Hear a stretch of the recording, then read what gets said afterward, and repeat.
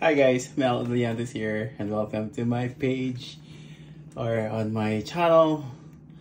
Ayun, I'm going to prepare kasi pa-summer na dito sa amin. Kasi na maingay. Pa-summer na sa amin, so I'm going to make a what do you call this?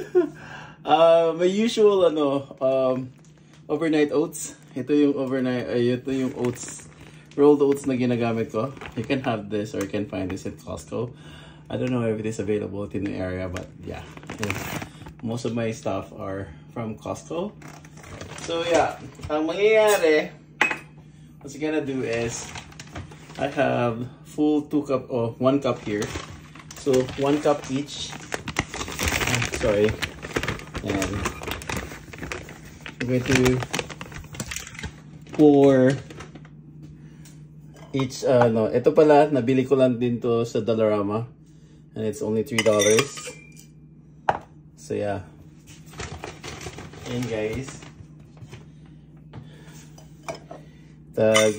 tagwa 1 cup yung So, yung nito, bali magda-diet tayo konti. So magpa-pack na tayo ng meal. Since hindi na siya malamig, so it's okay na to have this. Kahit malamig din naman ang panahon, kaya lang ngayon, since para more energy, since alam niyo naman kung ano yung trabaho natin. So yeah. I have so ito yung milk ko, almond. And I have the fancy chia seeds na may berry fairy. And siya. And then I have my ancient grains para sa it has granola, probiotic granola, and then flax seeds. Tapos add-on pa natin tong frozen na triple berry. It has blackberry, what do you call this? Blueberries and blackberries. So yan guys. Yan na siya. Lalagyan natin ng lagyan muna natin ng mga anik-anik nating portions. Ay, sorry. Naanuhan ko pala ng kamay ko. And oh, may oats na rin pala to. Oh, so this is mixed pala with oats. So hindi nagbabasa. So since may oats na din siya, add na lang tayo ng 1. Bali 1/3 cup. Just to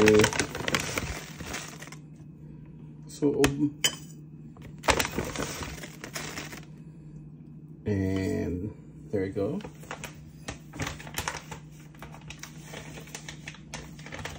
Pagkain natin to guys for how many days?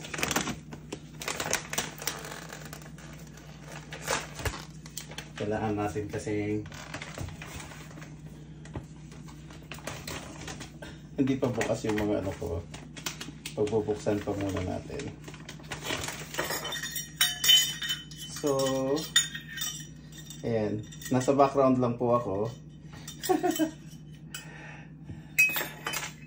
So nasa next tayo, mali yung chia seeds na nakuha ko. Hindi ko nabasa, may oats na pala siya. So ready na siya by itself. Yung overnight chia. Hindi ko nakita na hindi ko siya nabasa na with oats na pala. So yung isang sanang yung inano ko.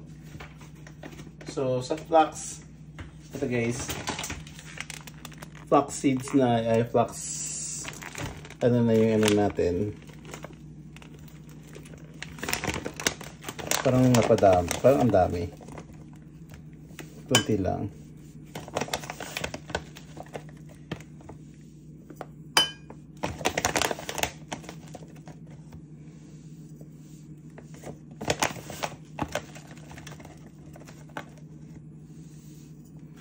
Since hindi naman ako kumakain that much on the morning, so parang partly na rin siya. And lastly are probiotic ancient grains.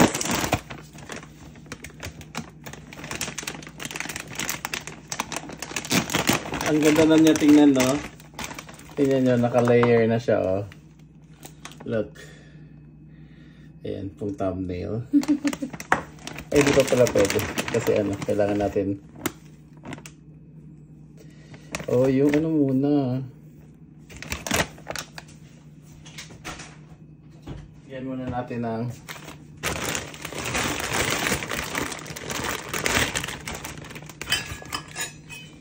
ayan guys, since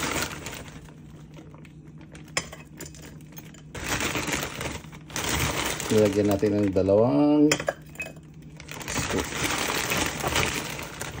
ng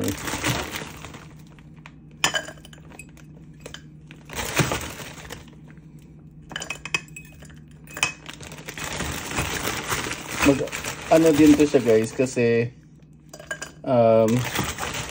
frozen na rin naman to.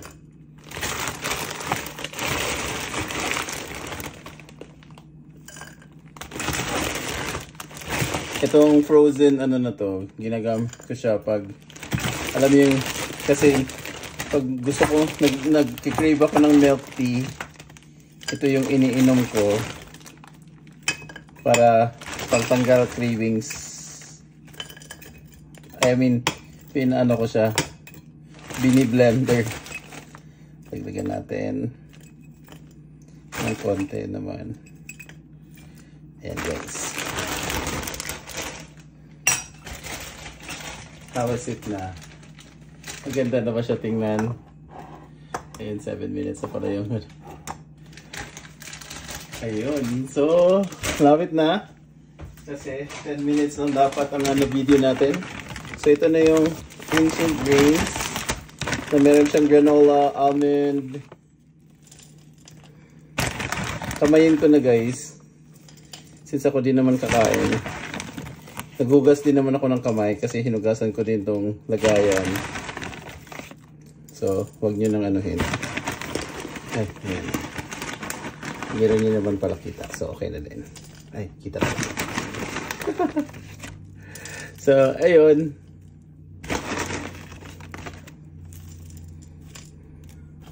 This is a full meal na siya. Then, after nung ano is, balik nga pala natin sa freezer. Kasi ayan.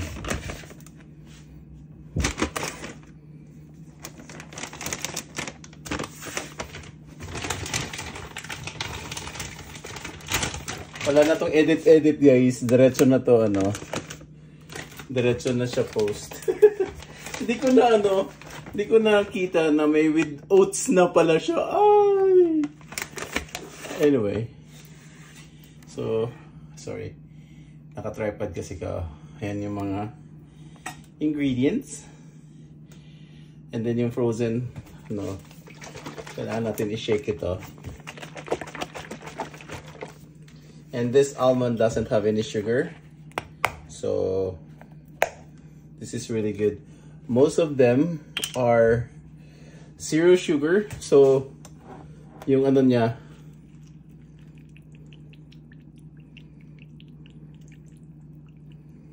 ito guys.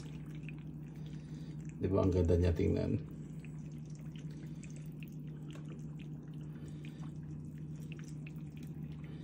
It's a huge full meal. Kaya mo na to kainin ng ilang ano.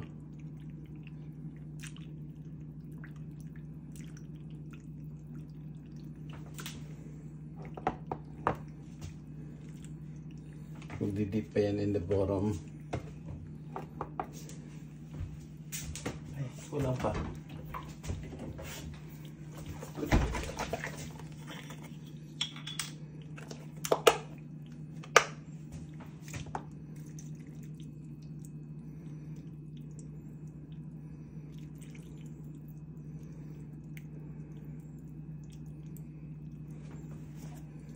So yan.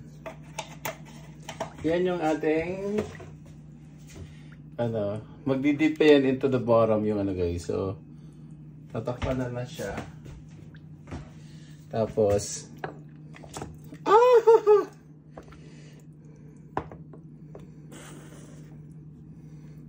Ayan. Kailangan ko siya yan, no? Ayun guys, ayan yung takip niya. Tapos lagay ko na lang sa sarap. Maraming salamat! Hope you like it, and ano na lang kayo sa comment section kung anong comment niya about it. Okay? Maraming salamat sa panonood. Thank you. God bless. Bye-bye.